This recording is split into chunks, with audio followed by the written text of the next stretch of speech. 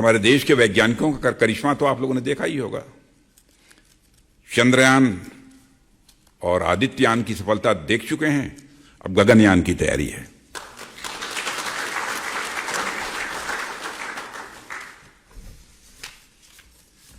और चंद्रयान की सफलता के बाद हमारे स्कूल कॉलेज के अंदर भी साइंस और टेक्नोलॉजी के प्रति एक नई रुचि बच्चों के अंदर भी पैदा हुई है।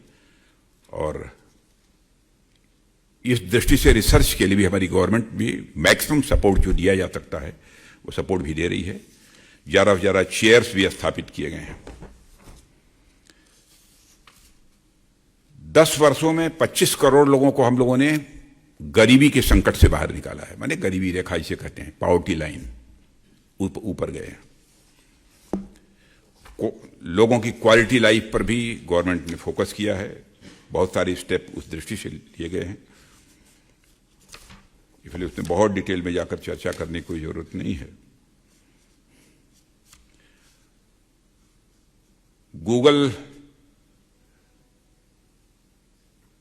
वेस्टर्न सिविलाइजेशन ने दुनिया को गूगल दिया है, जिसका उपयोग लोग करोड़ों चीजों को ढूंढने और समझने में कर रहे हैं। मगर यह भी सच्चाई है कि जीवन में बहुत सारा ज्ञान ऐसा है जिनकी खोज केवल गूगल से संभव नहीं है। जहां गूगल की सर्च खत्म होती है, वहां से भारत में मौजूद आध्यात्मिक ज्ञान की सर्च प्रारंभ होती है।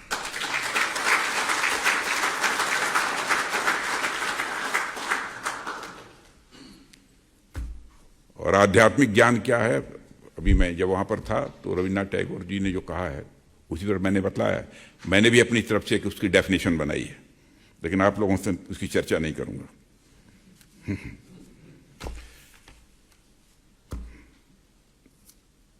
मित्रों, भारत धनवान भी हो, शक्तिमान भी हो, ज्ञानवान भी हो और चरित्रवान भी हो, चारों होगा।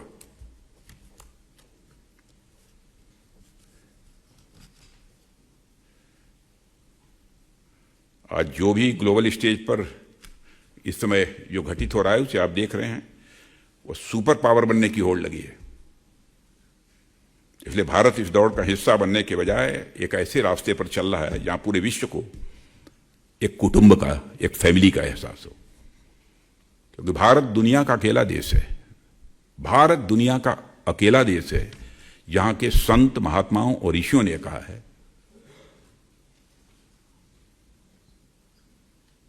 कि पूरा विश्व एक परिवार है।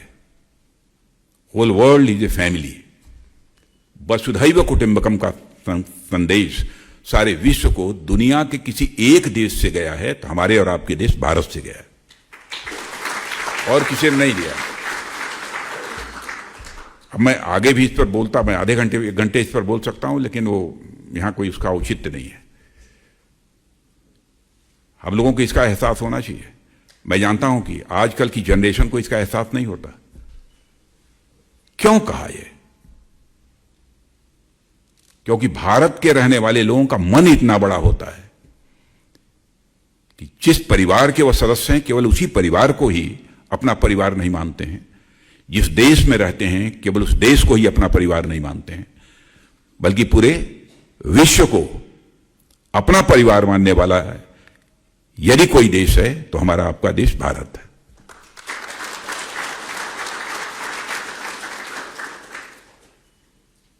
मैंने आप कल्पना करिए, दुनिया में कोई सोच सकता है?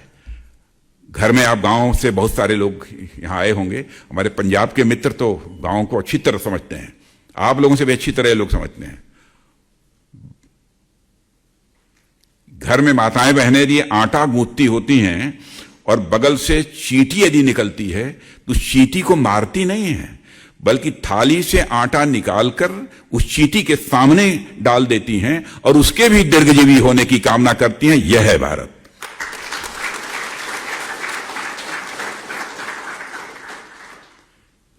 सब तो सब छोड़िए, चींटी तो बेचारी बहुत कमजोर प्राणी है। सर्प, जिसके काटने के बाद मरने की पक्की गारंटी है। नाग पंचमी के दिन उसको भी गाय का प्योर दूध, शुद्ध दूध पिलाकर दीर्घजीवी की कामना यदि दुनिया के किसी देश में की जाती है तो केवल और केवल हमारे और आपके देश भारत में की जाती है। तो ऐसा ऐसा श्रेष्ठ भारत कहां मिलेगा? उस भारत के आप नागरिक हैं, इसे मत भूलिएगा। अंतिम बात, अपनी साख, अपनी विश्वसनीयता, इस पर कभी आंच मत आने दीजिएगा।